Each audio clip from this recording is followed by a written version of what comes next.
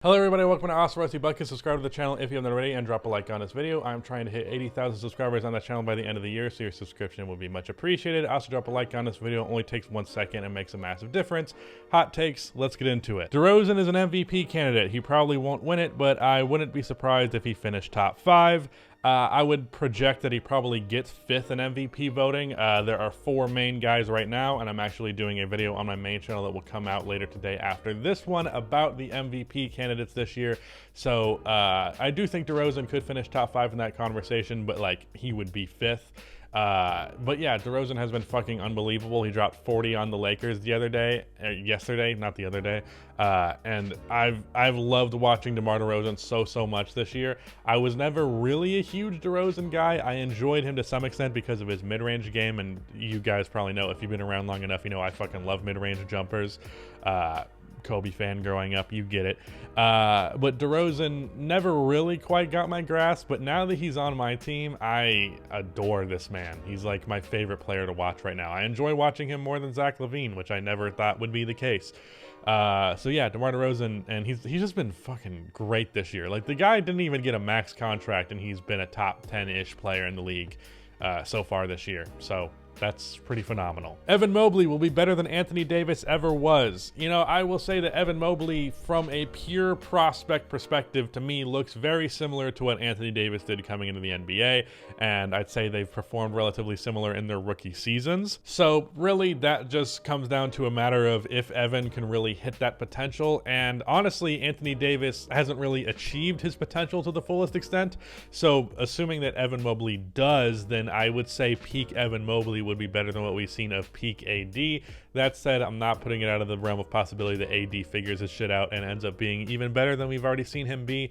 And Evan Mobley, I think, could reach that type of tier as well. So I can't say one way or the other if that ends up being true, but this take has legs, that's for sure. People currently saying Russ isn't the problem, he is playing well, are correct for the time being, but he will likely revert to being the problem again in the playoffs due to his inability to space the floor with LeBron and AD.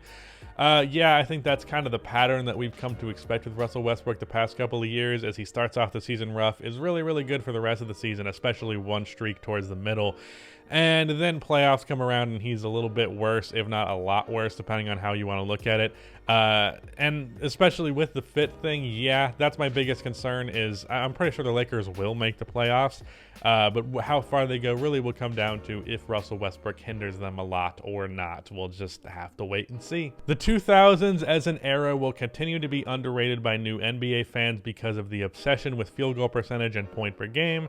Well, I will say there is no obsession with field goal percentage. There is an obsession with efficiency, and there are multiple metrics for efficiency that are miles better than field goal percentage.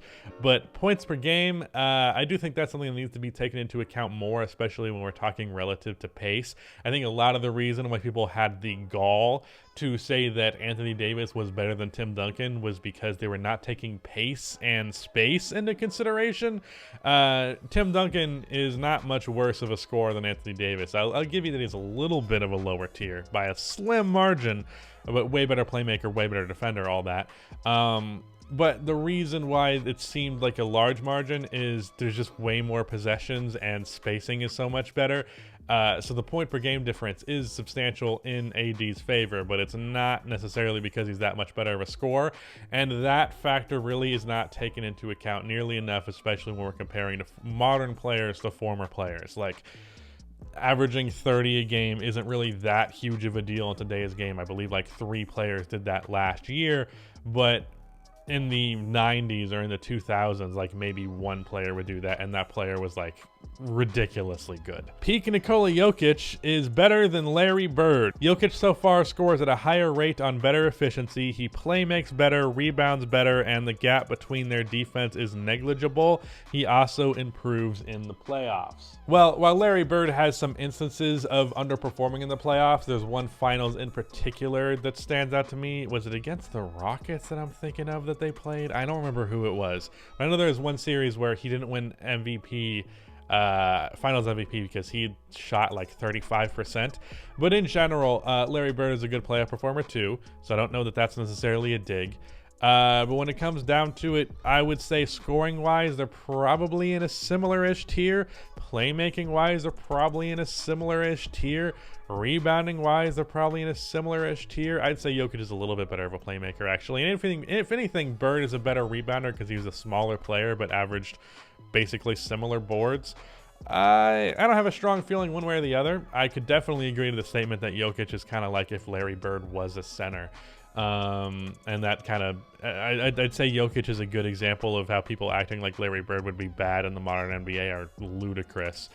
But yeah, I definitely think, and that's not a slight on Larry Bird. Nikola Jokic is the best player in the NBA right now. I don't know why people have to act like comparing modern players to former players is automatically an insult to those players. Sometimes it is, like Anthony Davis with Tim Duncan, but it's not always. And in that case, I think that's a testament to how good Larry Bird is, that I'd say he's in a similar tier as a talent to Nikola Jokic, because Nikola Jokic as a talent this year has like a plus 30 plus minus and is just a generational offensive talent while being an elite defender. So it's not really a slight. Jokic is having a season comparable to peak Steph, Bird, and Shaq. I didn't realize that I had just basically used the same take twice, kind of. But yeah, peak Steph in terms of efficiency, peak Bird in terms of the versatility, peak Shaq in terms of the post ability, because Jokic is by far the best post player in the league. I assume that's where all those three players' names come from. I could see your argument there. Yeah, it's kind of a similar thing, just an all-time great talent being an all-time great talent. Dillon Brooks is one hot/winning week away from making the All-Star team this year. Well, Dillon, I don't know, this has kind of gone under the radar. He's currently averaging 20 points per game on slightly worse than league average true shooting, and he's also like a perennial all-defensive candidate, or at least he should be going forward.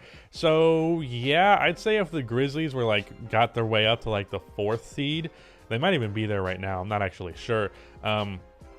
But if they were in that tier, Dillon Brooks might actually get some genuine all-star consideration. It'd either be him or Jaren Jackson Jr. Either way, I think there's a real case that there will be more than one all-star on the Grizzlies this year. For some reason, this is a hot take, but yes, Harden is better than Kevin Durant. I was fully on that train going into this year. Fully believed that. Not anymore, dude. We're not going to be delusional here. James Harden has fallen off a cliff. Kevin Durant has been amazing this year. Kevin Durant is better than James Harden. That take might have been valid last year. It's not valid now. It's just not a thing anymore. Move on. Maybe Harden eventually creeps back into being better, but right now he sure as fuck ain't. Billy Donovan will win Coach of the Year. As of right now, I would give that award to Monty Williams, but I think second place I'd probably give it to Billy Donovan. So it could go either way. I definitely think there's a real shot at that happening, but for me, Monty Williams is number one right now. But I'm really impressed with Billy Donovan. This is the most happy I have been with a head coach in my entire time as an NBA fan, because you think, I had Tom Thibodeau, which is a good coach, but had some frustrating things about him, especially his offensive coaching and his rotations. And then fucking Fred Hoiberg, who was just not good. He wasn't like painfully bad, but he wasn't good. And then the worst head coach in league history, and then now a Coach of the Year candidate. So it's a nice change of pace. Jokic is in a similar position to Steph was last year. Amazing player, but just a bad team. I don't know why I ended up going with so many damn Jokic takes in this video, but yeah, that's pretty much just dead true. I don't even think that's really a hot take. That's just kind of an observation. Now that I'm reading that out loud, yeah, Jokic right now is the best player in the league, but he's not going to win MVP right now, at least, because his team has sucked dick. So that's kind of a similar situation to Steph last year. Steph last year was probably the best player in the league. Warriors didn't even make the playoffs in spite of his amazing talent. So yeah, Jokic is in a very similar boat. But that was Hot Takes. Thank you for watching, and goodbye.